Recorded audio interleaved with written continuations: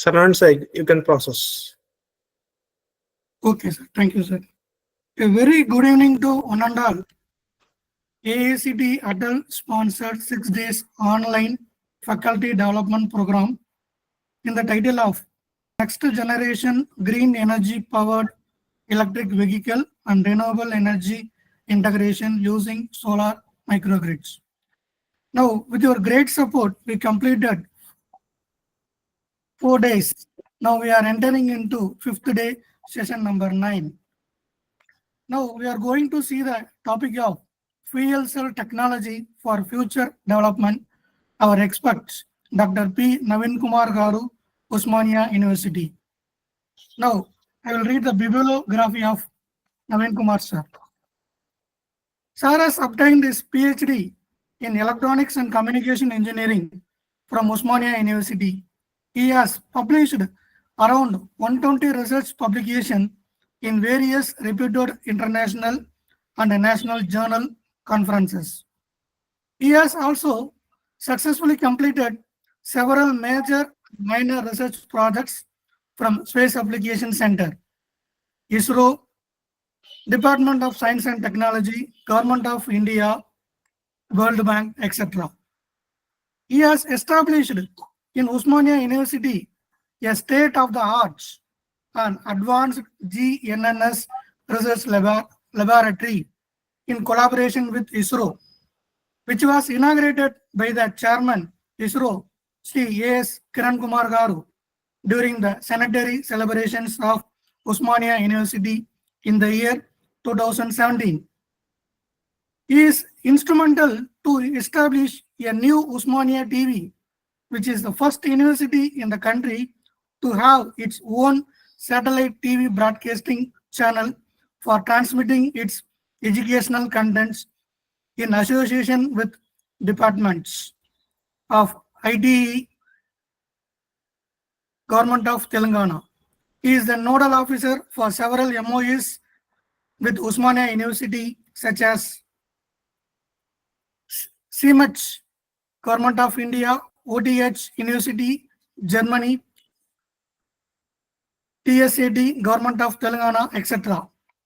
He has over 25 years of teaching, research, and administrative experience, guiding several PhD scholars and 7 of USA, Japan, Germany, Malaysia, Italy, Thailand, etc. on various academic and research assignments. He has received several prestigious national and state awards. Professor Srinivasan IETE Memorial National Award 2024 recently. Next, CHSN 2020 Young Researchers Awards. Next, awards are C.V. Raman Memorial Award 2019, Dr. Vikram Sarabhai Memorial Award 2024, Best Research Paper Award, etc. He is instrumental in design and development of OU website in 29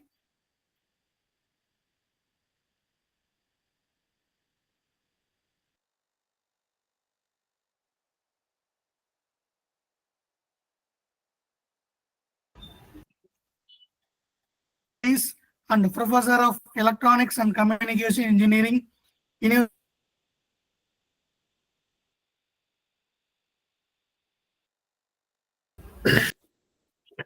Saran sir, your internet unstable. Not able to hear your voice.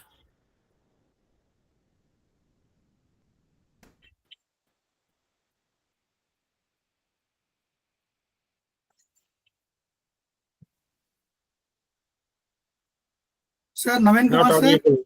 Not audible. Now only. Sir, check your internet. Check your internet. Unstable. For my side, sir. Yes.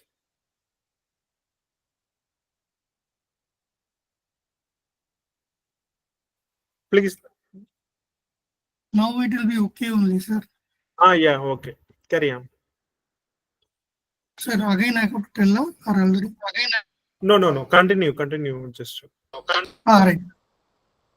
Sir, now shall I hand over the sessions to Professor Naveen Kumar Garu, Please take the session, sir. Yeah, good evening to one and all. And thank you, Saravanan, for your brief introduction. I hope you are able to hear my voice, all of you. Yes, audible Yes, only, sir. sir. Yeah. So please give me the, I'll share this PPT also. I'll share entire screen. Yeah. Please Can share. you Yeah, permission? Yeah, you can share, sir. Open access only. But still, but entire screen I want to share. It's not coming, I think.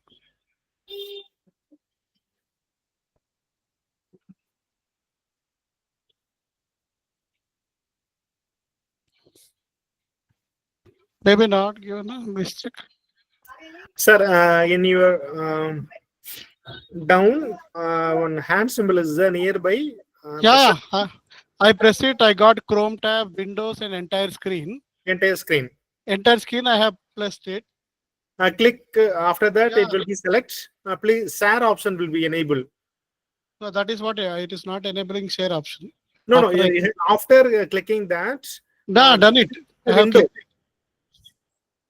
Entire screen is there, sir. That preview will be there. That is small window. You click the window. Share option will be enabled. What I did is I went to the entire screen. Okay. Then I clicked it, Ah. but that's not coming. After clicking that entire screen also.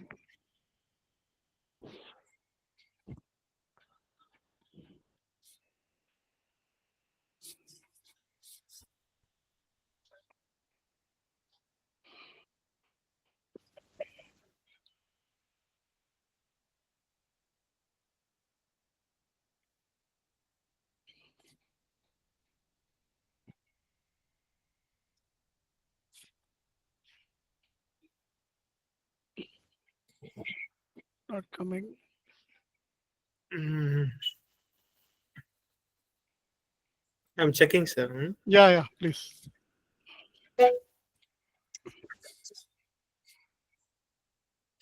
Everything.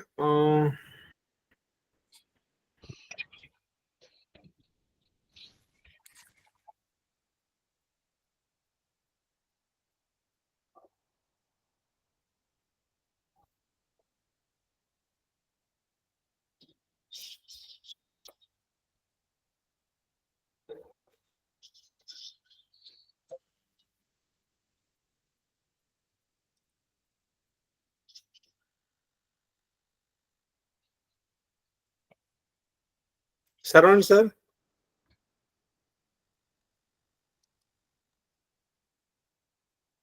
Sir, சொல்லுங்க sir. PPT is there. PPT with you. PPT? Yes. Sir, PPT. You share your screen. No. It is not. Mine is updated. It's not coming. Not coming, sir. Share it to me. Now that is not there. Now where I can share my PPT. I'll see something. Give me the option to share. Now I got it. No, sir. Actually, we enabled open only. You can share actually. Wait. Wait. Now I think it will come. Just wait. Yes, sir. Now coming. Now coming, sir. Now coming. Yeah. Now I think you are able to hear my voice and everything, right? Everything okay, sir. Please continue. Yeah. Crystal clarity. Please carry. Yes. Yeah. Thank you very much. And also, I'm very happy to be part of this particular program. And my topic is on the fuel cell technology for future developments, and it is well aligned with the topic of the course also about the green technologies and the sustainable energy and all that. So I'll just go through that outline. So I'll be covering about what actually is a fuel cell and why we need to study fuel cell and how does it works, what is the basic principle which is involved in the fuel cells, what are the R&D goals, and the advantages over the conventional energy sources that is existing. We have EV and other things, so they're also there with us, and also classifications of this fuel cell some of the challenges, advantages, future developments, applications, latest trends, future trends, innovations, advancements, emerging technologies, and so many other things. And also, what is the current status in India and across the world? Then I'll go for the conclusion. Um, so, what we already know that through some of the online other sources, that fuel cell is an electrochemical device. So that will be able to convert the chemical energy into electrical energy. So it basically what is that is it produces the electricity without combustion by combining the hydrogen and oxygen, and you have an outcome of water and heat. So there is no carbon dioxide, and that's the reason this has become very well known. So water and heat will be produced, and then the with the help of electrical energy, we can have a lot of applications. And fuel cell, like when we talk about other our batteries also, like it has got two electrodes, one positive and one negative, which are known as the cathode and anode. And based on the reactions, whatever they are produced between these two, will be able to produce the electricity. And in the different types of fuel cells, we use the hydrogen as the fuel, and we'll be able to get it from different kinds of sources of hydrocarbons, which we'll be looking after that. And this fuel cell will be able to transform the hydrogen and oxygen, as I said, into power. But the only waste product will be water and heat, so that need to be taken care. So that's the main advantage of this particular fuel cell. So since we don't have any carbon dioxide and other harmful things, so this will have lot of demand in near future, and it will be most promising to use this particular fuel cell in most of the different kinds of the applications. Apart from that, we also look into the significance of these fuel cells. And once we say that there is no harmful wasteful projects which are going to come out of this, fuel cells can be used for many of the applications across multiple sectors.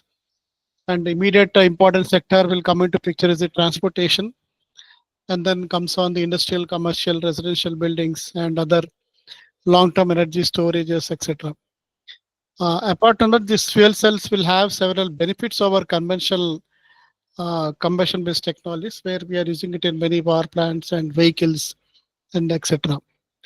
And when we talk about the combustion engines, etc., this will have a can operate at a better, higher efficiencies when compared to these combustion engines, and can convert the chemical energy in the fuel directly into electrical energies, which have got efficiencies capable of exceeding around 60%.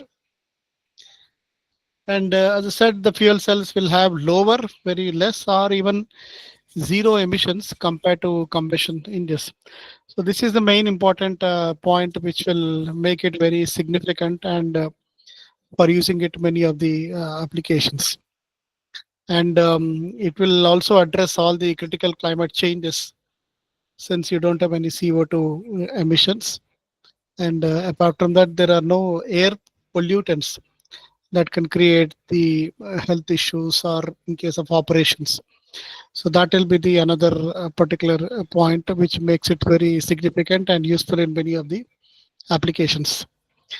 So whatever may be the electricity power it is going to produce, you can use it in all the electronic devices or residential applications, automobiles, heavy load vehicles, commercial buildings, marine applications, power plant. So many things we can have, but we'll also see what are some of the challenging tasks in this particular aspects, and how we can build up. And let's see that these are the things which are being going to be there in near future in all the applications, and can cover large number, huge in the number in the manufacturing sector. So how it works, I have a small video to be shown. So it is very important that I hope you are able to see this. Just tell me if you are able to hear the voice also. Yes, sir. We are able to hear your voice. Video voice you are able to hear? No. Video voice. Now, No, sir. now you are able to hear? Video voice? No. No, Video sir. voice, you are not able to hear. Only video only playing, sir. No voice. Just now.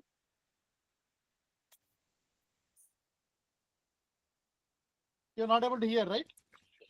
Yes. Not able to hear. Yeah. So, where I can find that.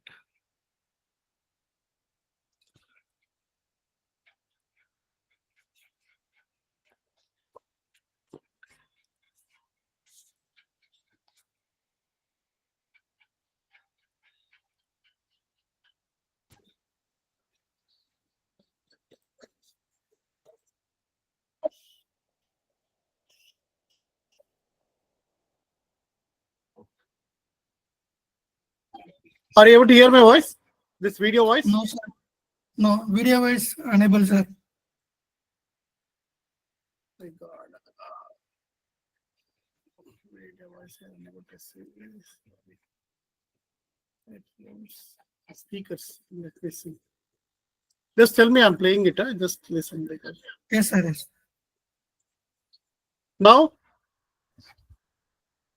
No, also unable, sir. you're able to hear video voice? No, sir. Yes or no? No, sir.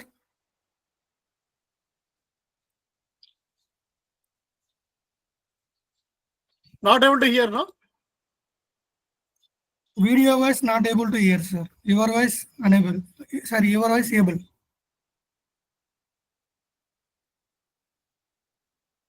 I'm just checking the last one.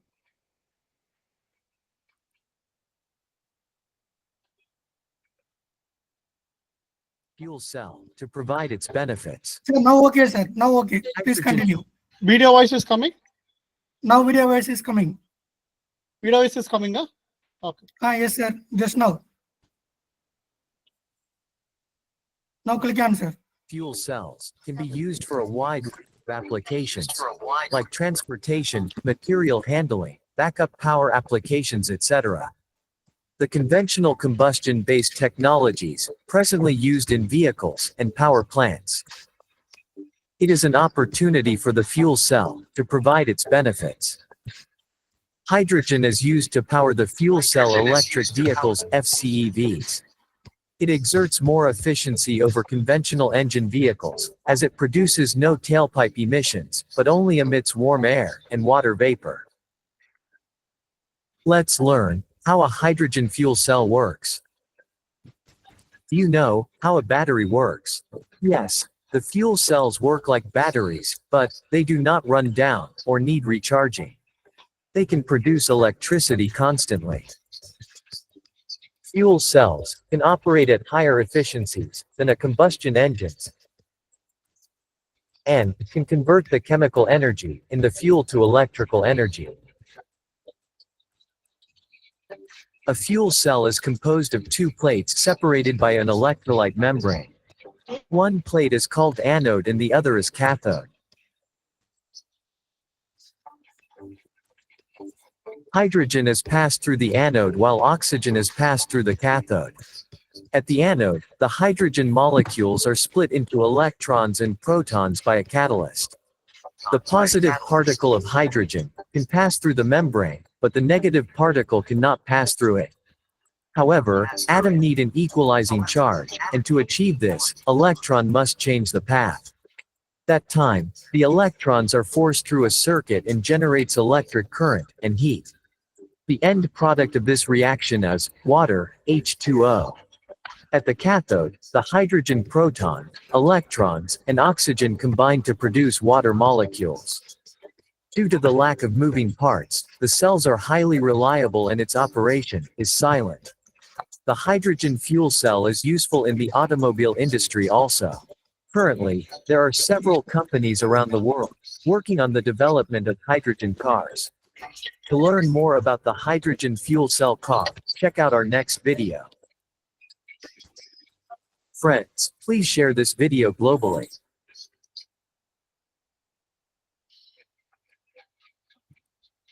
So very simple. They have shown about this. How does it works? The fuel cell and all that. So same thing, actually, we will see that in terms of operation, that they work on the batteries, but in the batteries we need to charge and do all that, but here it is not required. And we have seen how the two electrodes which have been connected, the that is the the negative and the positive electrode which have been sandwiched between an electrolyte. Uh, and we have also seen that the movement of this the power and all that, and we are able to get the creation of the electricity. The same thing, it has been given here in the working principle, and the amount of produced by the fuel cell will depend upon several factors. That's another very important thing.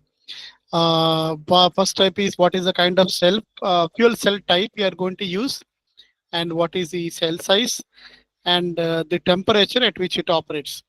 In fact, for power plants, for automobiles, and for residential applications and all that, the temperature again it will vary, and also the pressure at which the gases are supplied is another important thing, where we will have this kind of things in future.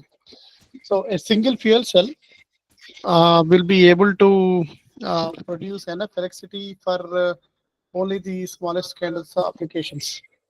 So therefore, individual fuel cells are typically combined into series into fuel cell stacks. So you will have a number of these kind of fuel cells, and you can put all them in fuel cell stack, and you can generate a huge amount of electricity. So that is what we can do with this. Like this, you have many stacks will be there, and you can put all those stacks, and you can use it for large number of applications.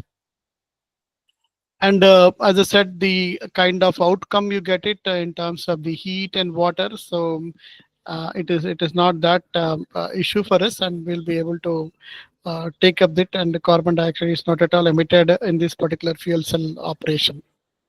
And we already seen the kind of the different reactants in the products where they are been generated, and the kind of the load we can get, the electricity which is produced and can be used for other different applications. This is the basic block diagram of a fuel cell. You have the fuel cell processor, hydrogen gas, then the power section, and here also you give input as the air, and you get the heat and water as the outcome of that one, and you get a clean exhaust. Clean exhaust is other than the COT, and then you need to have a power conditioners and etc., which will convert the DC into AC electricity. And there is also a lot of work going on in the R&D developments. That is US Department of Energy is working very closely, and also with the national laboratories, universities, and industry partners to overcome the critical technical barriers during the development. So a lot of technical barriers have been identified, and they need to be resolved. And also they should be cost effective, performance should be at a much higher level, and also durability is also another important key factor in the fuel cell industry.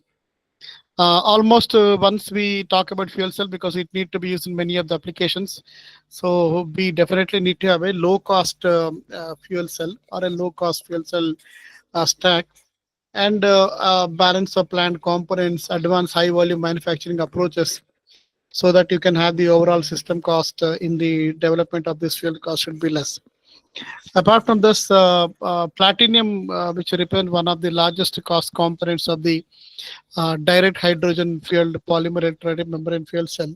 So there is a lot of emphasis on the approaches that will increase the activity and the utilization, and also reduce the content of current platinum group metal and other alloys, which will be helpful for different kinds of long-term applications. And performance is another important task, because we need to compare the performance of these fuel cells with the existing the other technologies, even in terms of EVs and combustion engines, conventional technologies. So a lot of work has been again taken up in the improving the fuel cell efficiency and performance. So this department they focus more on this innovative materials and integration strategies. So what kind of innovative materials we can use them, what kind of strategies we can use them, so that we can have the best cost effective, fuel efficient, and better performance. And the effects also include developing ion exchange membrane electrolytes with the enhanced efficiency and durability, reduced cost. And also the efforts are there for improving the membrane electrode assembles with high power density through integration of state-of-art MEA components, and also modeling to understand system design and operating conditions, and also development of stacks with a higher efficiency, rated power, and all that. And also the air management components with the low, parasitic losses, etc. So these will be the important considerations in case of the performance, and earlier was with the cost. And durability is another important aspect in the design and development of this fuel cells. These applications require at least adequate performance to be maintained over a longer period of time. That's another important thing. It's not that it gives a best efficiency, low cost, and goes up, but it need to provide for a longer period of time. So the Department of Energy, they have set many ultimate targets for lifetime, such as 8,000 hours per light duty vehicles, 30,000 hours for heavy duty vehicles, and 80,000 hours for distributed power system. These are to be maintained. And apart from that, the system also should have reliability and robustness required under different dynamic and harsh operating conditions. That's another important task. So when we talk about the realistic operating conditions, it also includes the initiation and stopping of them, freezing and thawing, impurities in the fuel and air. That's another important aspect. And humidity and dynamic load cycles that will result in stresses on the chemical and mechanical stability of the fuel cell materials and components. So these are the very, very important conditions. Not only the internal conditions, but external conditions also will play a major role when we talk about the durability. And the R&D is also there on understanding the degradation mechanisms, developing materials and strategies to mitigate any of the other different kinds of effects which can have. And when we talk about the advantages, it is very clear that because they produce very zero or low emissions, especially greenhouse gases, depending on the fuel use. So that will play a major advantage. And also will have very few moving parts and thus require minimal maintenance when compared to the conventional energy sources. Reducing life cycle cost of the energy production is another important point. And it's very modular in design, offering flexible in size, because you can have a lot of stacks, you can keep it, a lot of things you can integrate with them. And also it is very good efficiency in manufacturing. And apart from that, you can be utilized for combined heat and power purposes, further increasing the efficiency of the energy production is another important task. We'll also see about the classifications. Fuel cells can be classified by the kind of electrolyte they employ. Anyway, when we can also talk about the size also, large size, big size, or the number of fuel cells you are going to put in the stacks. And also you can divide them in terms of the applications also, the kind of applications you are going to take up. But majorly we will focus on the kind of electrolyte they are going to employ in the fuel cells, which will help in determining the kind of chemical reactions that are going to take place in that, and the kind of catalyst you are going to use them, and the required temperature range it is going to operate, the accurate fuel components, and also the other different factors. And people are also, a lot of research work is going on, to understand what other different classifications can be done in terms of fuel, cells, and so that better potential outcome can be taken up. So when we talk about based on the type of the electrolyte, you can classify them into alkaline fuel cell, then phosphorus acid fuel cell, then polymer electrolytic membrane fuel cell, and that you have the solid SPS, solid polymer fuel cell, proton exchange membrane fuel cell, molten carbonate fuel cell, solid oxide fuel cell, All these are some of the types of the electrodes which are used, which will majorly talks about the chemical reaction which are going to take with the fuel cell. Apart from that, the type of the fuel you are going to use and oxidant. So that is the hydrogen pure or oxygen pure fuel cell, hydrogen rich gas air fuel cell, ammonia air fuel cell, synthetic gas air fuel cell, hydrogen carbon gas air fuel cell. All this will be there with different kinds of applications we have here. So these are the major concerns for the classifications, how we can use it for different applications. Apart from that, we have this, that is the whatever I said, we have the classification: polymer exchange membrane fuel cell, solid oxide. So some of them are popular in automotive vehicles, some are there in stationary generators, some are used for space applications, used by now, some are used for large stationary generators, low operating temperatures, different kinds of applications we can be able to use them. So this is a very detailed one. Fuel cell name, you have the electrolyte, you have what is the amount of qualified power, working temperature, the kind of efficiency you can use it, and whether you can use for commercial or research applications, and the cost in USD. So when we look at this, we are having different types of the electrolyte, that is aqueous alkaline electrolyte, which is more commonly which is used. This can be used for both commercial research and mass productions also. And based on the qualified power output, the cost is also been increased. And we would also see that efficiency of the complete system is around 62 to around 50% outcome is also there in this particular case. And when we look at the other chart, we have direct borohydride fuel, microbiofuel, regenerative fuel cell, direct methanol fuel cell, redox fuel cell. So many are there, other different kinds of classifications which are been there.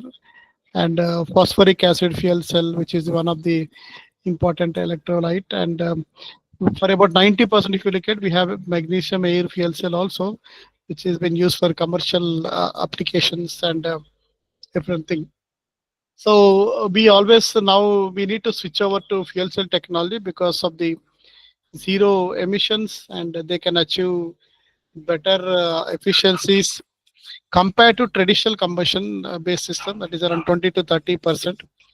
And flexibility is there, where you can use it for because you can use it including hydrogen, natural gas, or even biomass. So we have a lot of biomass applications are also there.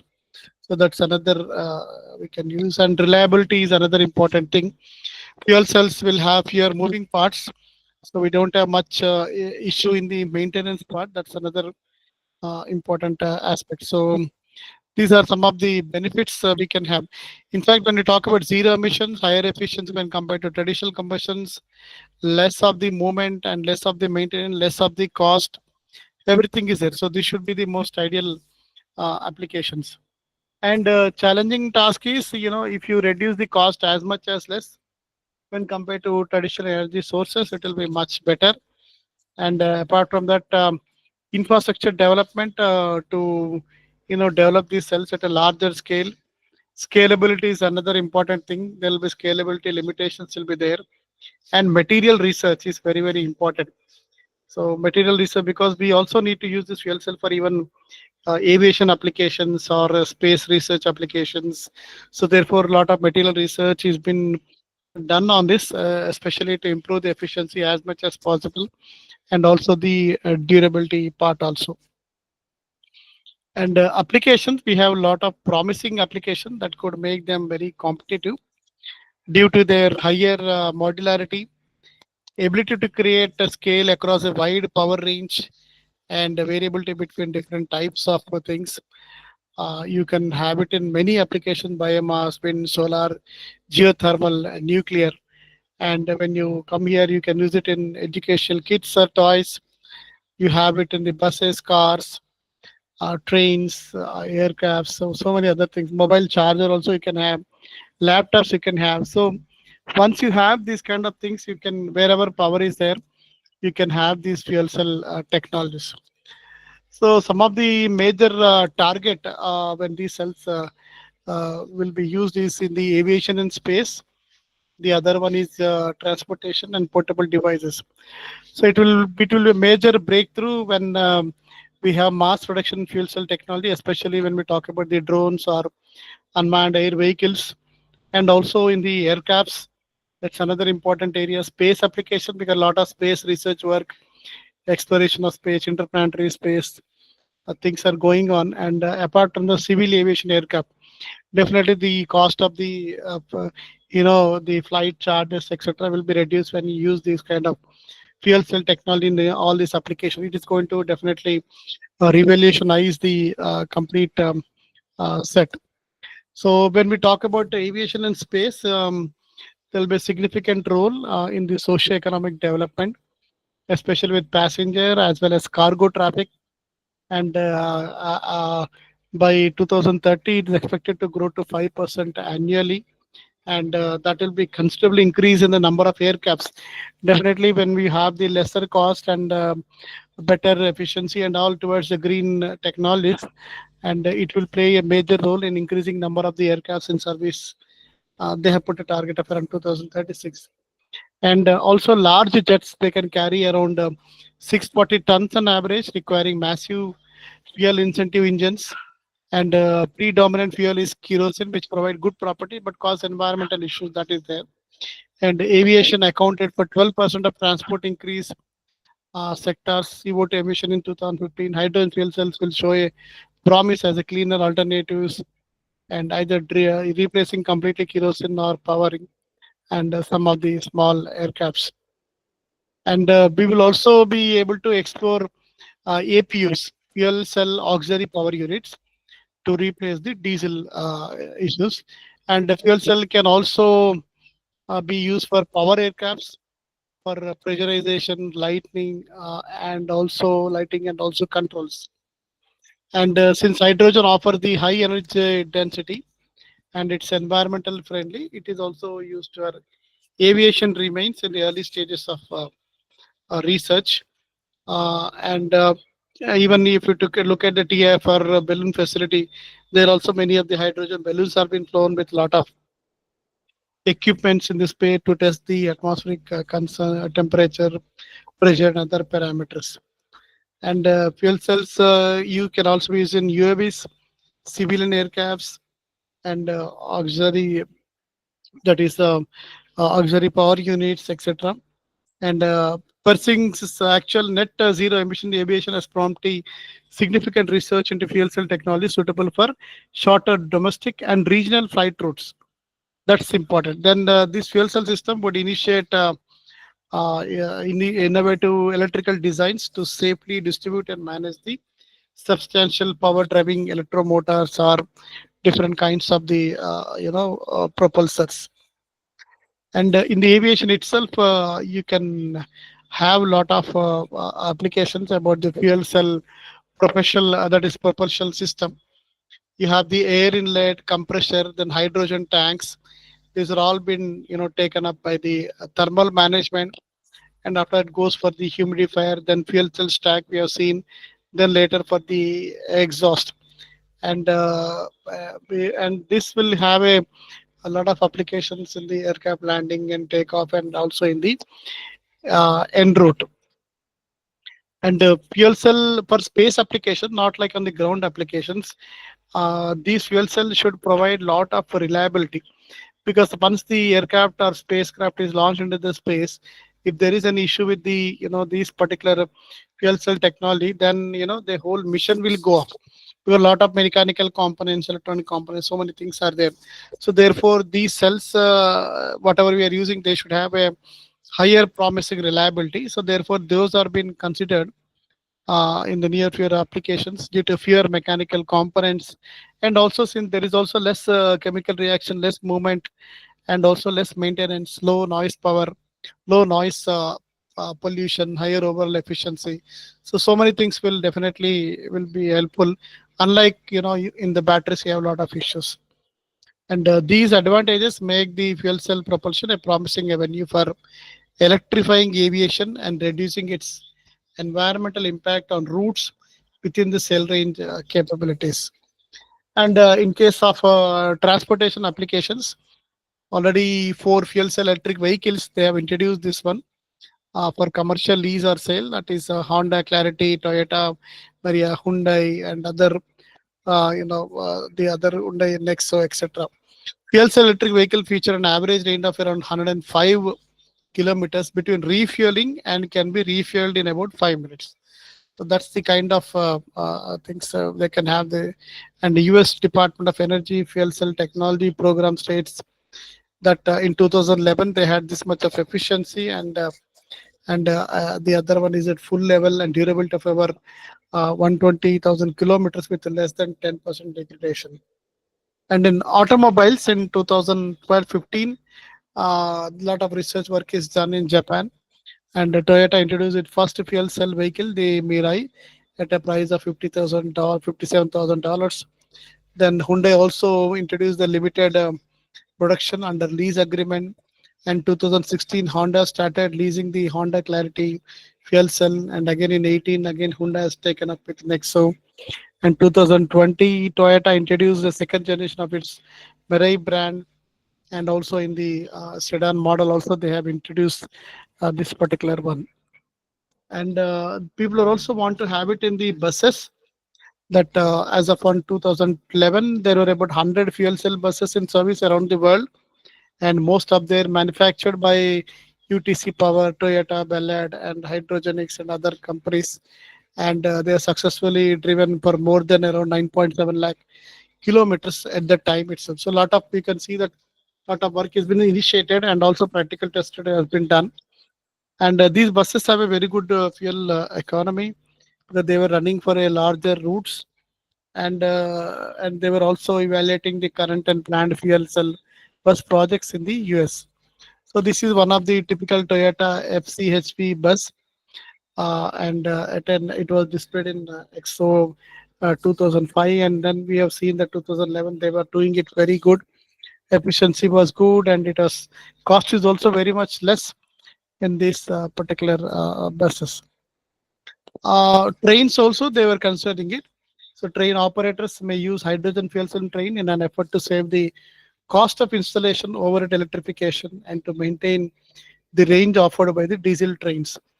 And all these expenses due to fuel cell in the train lasting only 3 years, and maintenance of hydrogen tank and additional need for batteries as a buffer, power buffer. 2018, the first fuel cell power trains, the other Aslam Cordia and multiple units began running in different places in the Germany. And hydrogen trains have also been introduced in the Sweden and also in the Ukraine, that is UK also. People also wanted to use it in for trucks for carrying the cargo and other things. In Toyota Hino Motors, they also started with 7-Eleven, that is Japanese, and Family Mart. Lawson announced that they have agreed to jointly consider the light duty fuel cell electric trucks, and Lawson started testing for low temperature delivery at the end of the July 21. So external temperatures also will play, because we are talking about deployment of these cells across the world in different applications. So that's another important aspect of this. So Toyota announced their plan in the year 2021 to make the fuel cells modulate at its the Kentucky auto assembly plants for use in zero emission big rigs and heavy duty commercial vehicles. And 2021 October, Daimler truck fuel cell based truck received approval from German authorities for use on public roads. That's another thing. And we also have the forklifts. These are nothing but fuel cell lift trucks. Fuel cell lift trucks, which are also known as this forklift, is a fuel cell powered industrial forklift truck used to lift and transport materials. So it's a kind of a heavy lift vehicle which is used. And 2013 also there were 4,000 fuel cell forklifts used in material handling, and of which 5,000 they have received funding from the Department of Energy in the US to do a lot of projects on that. And as of current 2024, Approximately 50,000 hydrogen forklifts are in operation worldwide. So that's a very huge number, doing a lot of transportation of this one, and as compared to 1.2 million battery electric fork that were purchased in 2021. So apart from that, adaptability is there in the Europe and US. They do not use the petroleum powered forklifts as these vehicles work indoors. Then, as I said, people go for the motorcycle, bicycles, and a British manufacturer in 2005. They were talking about intelligent energy. Produced the first working hydrogen run motorcycle called ENV, emission neutral vehicle, and this can hold enough fuel to run for hours and to travel 160 kilometers in urban area and at a top speed of 80 kilometers per hour. This is the kind of thing you get with this. And apart from that, you also have that motorcycle will be able to hold enough fuel to run for 4 hours and to travel these kilometers. And 2004, Honda developed a fuel cell motorcycle that was utilized the Honda FC stack. And other many of examples are there: motorbikes, bicycles. Taiwanese company, they have introduced in their scooters. Italy they started. Suzuki has started. So many European Union people also started this one, and they have done also in vehicle approval also in their process. And transportation industry is pressurized to adopt clean energies technologies due to contribution of 17% of global green gas emission annually. And fossil fuels powered combustion engines are being replaced with the more environmentally friendly alternative fuel cells. And since they provide better benefits in static operation, flexibility and modularity and low maintenance, definitely fuel cell will be seen as a future alternative to all the combustion engines, and provided better technical infrastructure, targets are being met. So many other countries, automakers, they're also investing hugely in these fuel cell EVs and hydrogen refueling stations. These are also important for us.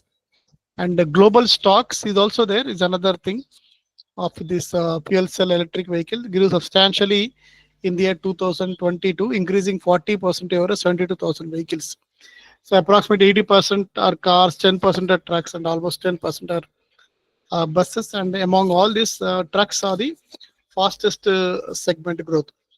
And South Korea has also been taken up this fuel cell technology, and they nearly accounts for over half of all fuel cell cars worldwide due to their supportive policies. This is another thing. Government also need to have a supportive policies that have made Hyundai the top fuel cell automaker with the two-thirds additional 15,000 fuel cell cars in 2022 being used in the South Korea. And the US is the second one about the stock, which has got around 15,000 mostly cars. China is the third largest stock, having 60% growth, and it has got historically focused on heavy vehicles, and 90% of the fuel cell tank, buses, so many things they have been added up, these companies. And we also, fuel cell will not also be neglecting the portable fuel cell application, that is mobile phone chargers and other things. That's also another important task which need to be taken up for light door personal and commercial uses, camping, climbing, and other things. So fuel cell offer 5 to 10 times energy density typical rechargeable batteries, making them well suited for applications.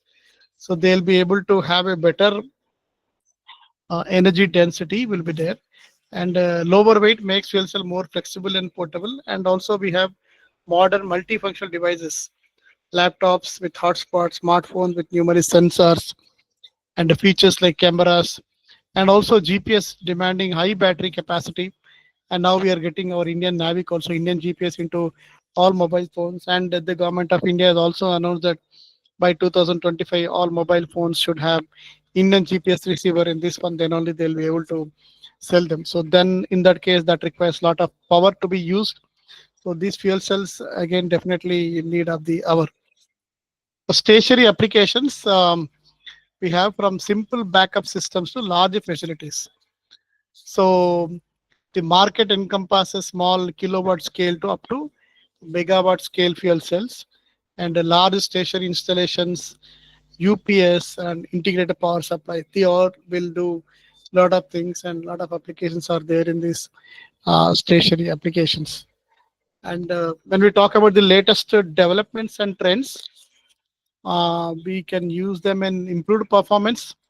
New designs are being taken up for offering 50% higher performance than the current technology with a better reliability. And the fuel cell stacks are expected to become cheaper, and advances in material science are leading to more cost-effective alternatives. And more automakers are expected to introduce fuel cell electric vehicles to the market. Okay, and electric vehicles again may not be used in future. We can have all these FCEVs which will be introduced, because we're talking about the green technology. So this will be the major source of that. And new ways to produce hydrogen, such as decomposition ammonia to produce this one, etc. It is there. And hydrogen refueling infrastructure is another important thing. There'll be a lot of refueling infrastructure, which is the crucial, because once you have large number of applications, you need to have a refueling infrastructure should be developed at different places. And these fuel cells are expected to be at the center of the world's renewable energy systems, and you'll have high performance silicon houses are being used in these particular fuel cells. Overheating, reduce mechanical stress. So as I said, platinum based catalysts are the still most effective catalysts, and research focused on improving their morphology and synthetic protocols.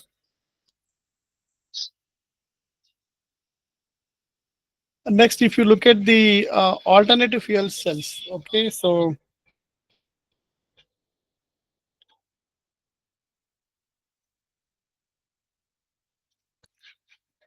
alternative fuel cell businesses are been developing for this.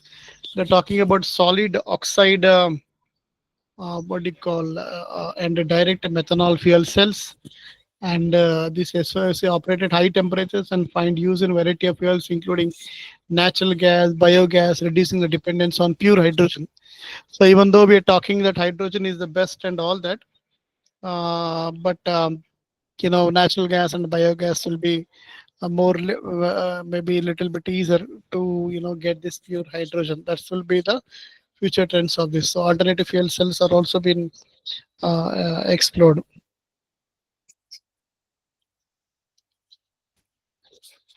Then from housing sector to heavy duty transportations, many of the world leaders, private people and governments are actively seeking out sustainable solutions capable of helping the global transition.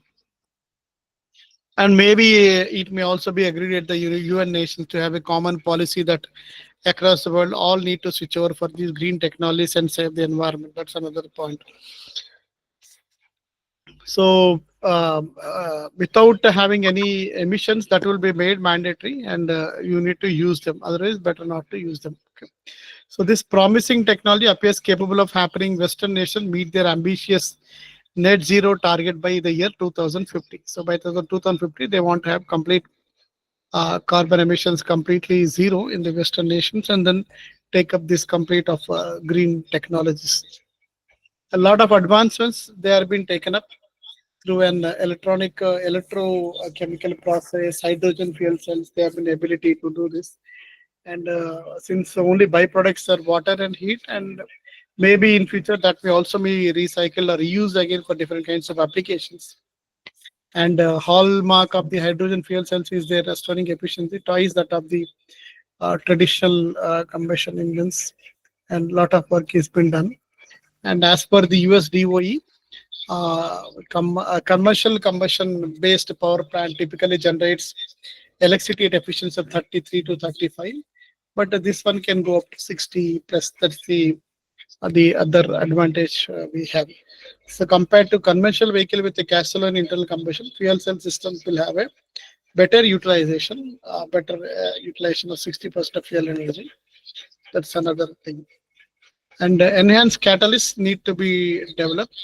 High performing catalysts have been developed to boost the reaction rates within the fuel cell and thereby increasing its power and output. And apart from that, these PEMFCs, that is the proton exchange membrane fuel cells, have improved the ion conductivity while reducing the fuel crossover. And then optimized fuel cell designs and reduce the chemical reactions with that one, and making net zero emissions, and system integrations, innovation, the control systems, integration of fuel cell with other components, in case hybrid systems. So those are all will play a major role in this one. And durability, when you talk about durability in case of temperatures, in fact, for space application, it is completely vacuum. And during the launch, you have a lot of vibration when any particular equipment is kept on the spacecraft. So high pressures will be there, lot of corrosive environments will be there. So for long-term durability, all these lot of simulation tests need to be taken care in these applications. Apart from that, the moisture contamination, frequency starting and stopping over time, all this may affect the catalyst materials, degrading its performance. And the new one is the graphene, which will be a potential game changer for fuel cell reliability. Researchers, they have already developed a novel process to produce high quality graphene, redecorating it with platinum nanoparticles to create an ultra durable fuel cell catalyst. So this has really done a lot of changes. And this graphene based catalyst outperform the commercial ones, showing 30% less activity loss in the rigorous test, and also setting a new standard for durability in fuel cell technologies. And emerging technologies in this one, a lot of work has been done in this human hydrogen fuel cell in aviation sector. That is a flight tested hydrogen powered commercial aircraft. And they have put a target that 25 we should have. That is universal hydrogen, and Airbus zeros they have been developed. So they want to include this one, hydrogen fuel cell in maritime applications in the oceans and coastal regions, began integrating into maritime industries with the low speed, large capacity vehicles. In 23, MF Hydra became the world's first liquid hydrogen powered ferry. And there's optimum for expanding the use of this particular hydrogen fuels. Apart from that, hydrogen fuels, they have been used in mobility sector and IC trucks and other places. And ongoing research, when we talk, both private entities and the public entities, they were both working on the evolution of these technologies with the multiple projects, extensive research ventures, lot of simulation work, lot of tests been done in different kinds of test beds. So ultimately, these will help us to increase the collaboration while accelerating some of the innovation adoption. And significant efforts were including the establishment of 6 to 10 regional hydrogen hubs, mean to aid with the production, processing, transportation, storage, delivery, and all this. And also, a lot of investment is done by major vehicle manufacturers, that is Toyota, BMW, Hyundai. They are committed to do the development in this particular sector. And major international organizations such as the National Renewable Energy Laboratories in the US, Hydrogen Europe in European Union, Japanese Hydrogen Association. Lot of associations, unions have been formed, laterals have been developed to take up these R&D projects and also finally to come out with the best product. And ventures like High Balance Project in Europe, they seek to produce hydrogen using wind energy, and a continued development of blue and green hydrogen production methods which have been there. So powering the future, since we say it is a game changer, definitely it is a game changer. People now slowly we are shifting, but before we shift completely all vehicles to EV, we may come up with a hydrogen cell, technology itself. So it's a game changer for sustainability. It has got advanced significantly in efficiency, durability applications in all private businesses, governments, and everywhere for end-to-end solution, energy solutions. We need to use this particular technologies. And Apart from this, just 1 minute. We went on up to here. I have one video to be shown for you. Fuel cell videos applications.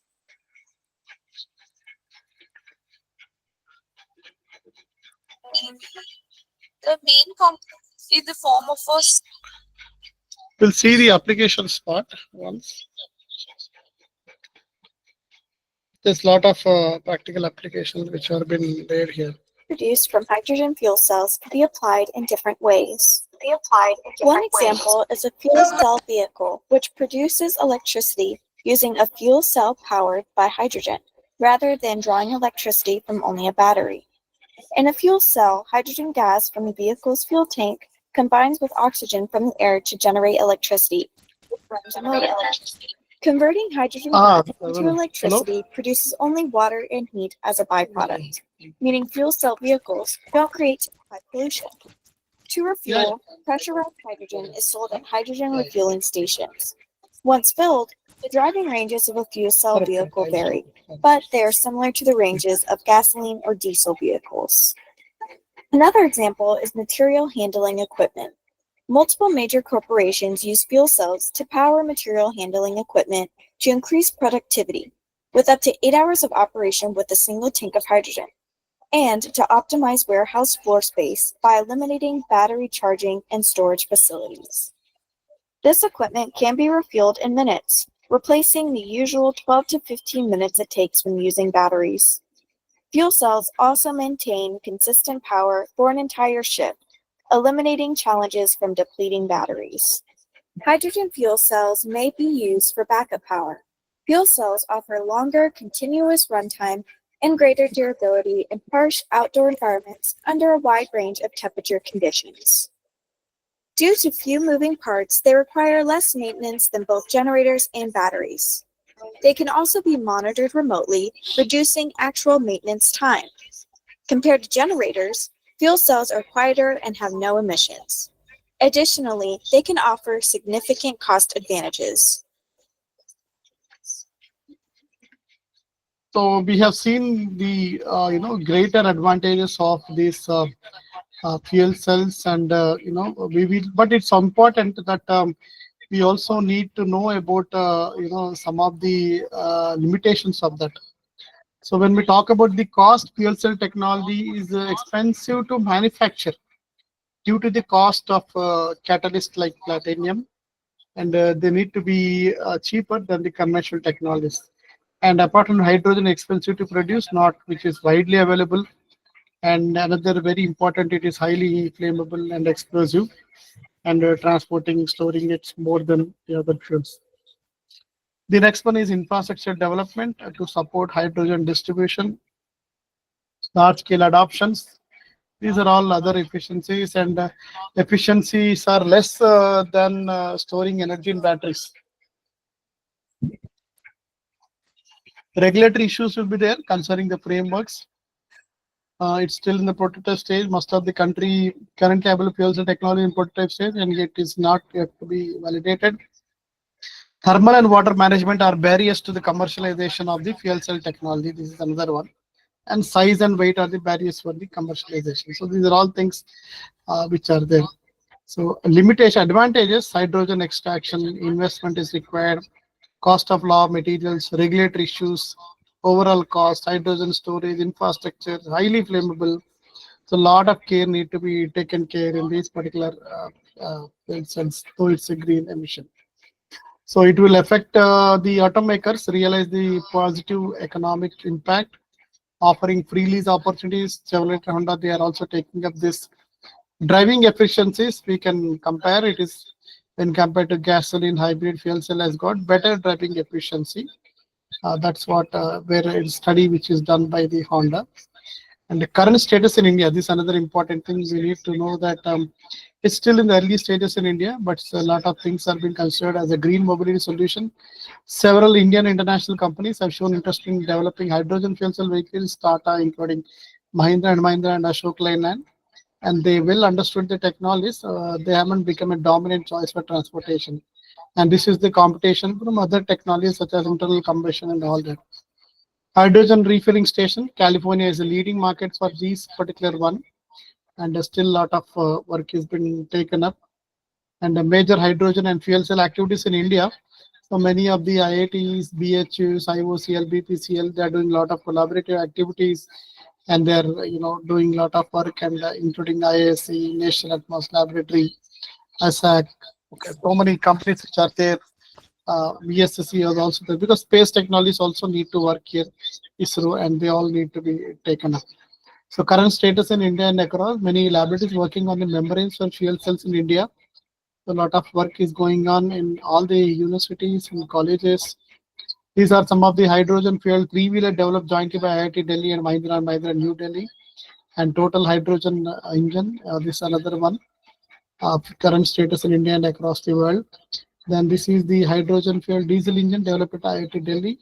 Other one is at Auto Expo, which was you can see the hydrogen fuel three-wheeler, and by 2012 itself they have done it. And BHU University, they have developed 5 hydrogen fuel two-wheelers, hydrogen fuel three-wheelers, which have been developed at BHU. Then we have the metal based system, storage system with 4,000 liters of hydrogen storage capacity is another important task.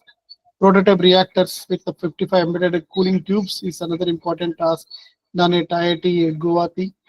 Other is at IIT Guwahati, again metal hydride type based system. Then if your current status in India and across the world, many online sample collections, testing of sample purity, continuous purification process, work done at NTPC and other places. IIT Bombay, they are also into this reactors, backup applications, and many RC, so many things have been there, different kinds of applications which are there. Conclusions which I say, the hydrogen will also power urban air mobility in future.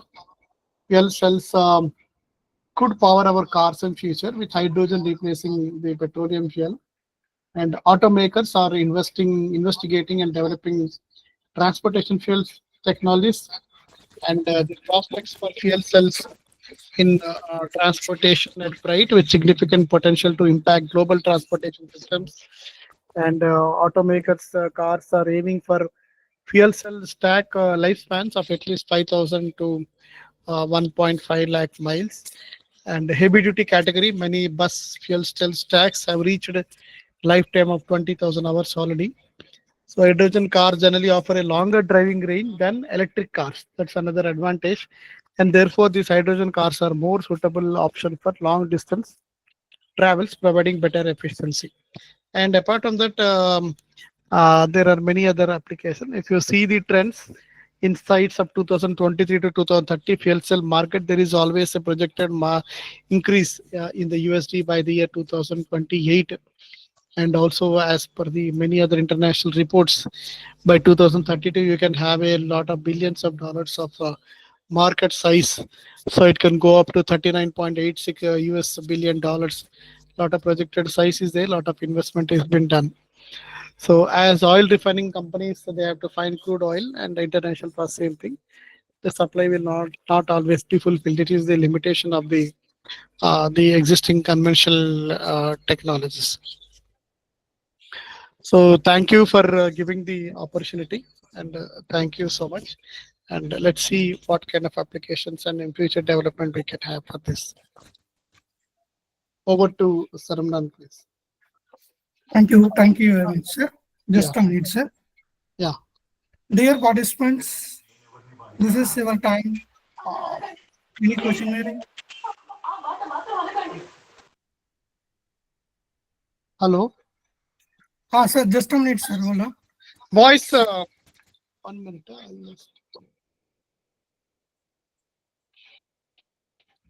Okay.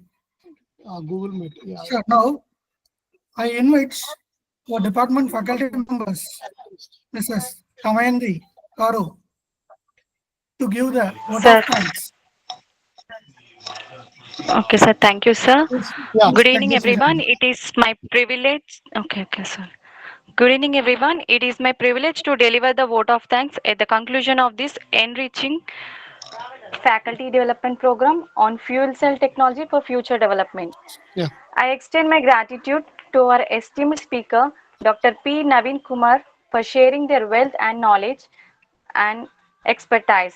Your thought-provoking session have not only deepened our understanding of fuel cell technology and strategies, but also inspired us to integrate resilience building principle into our professional and personal lives. A big thank to all the participants who actively contributed to the discussion, making this program truly interactive and collaborative. Your enthusiasm reflects the spirit of once again. Thank you all, and I wish you success in your endeavors. Thank you for giving this wonderful opportunity. Yeah. Thank you. Thank you very much. Thank you for everyone. Thank you, sir. Thank you, sir. Sir, Sir Ganesan, sir. Yeah. Yes, sir. Sir, actually, share option is there. Just click the button, sir. Yeah. Yeah. Yeah, I'll click stop. it. Presentation. Yes. Yeah. Yeah. Stop that. Yeah. Okay. Okay. Shall we wind up, sir? Yeah. Yeah. Sure. Thank you so much. Okay, Thank sir. you. Thank you very much, sir. Thank you. Thank you for your Thank you, sir. timing. Thank you, sir.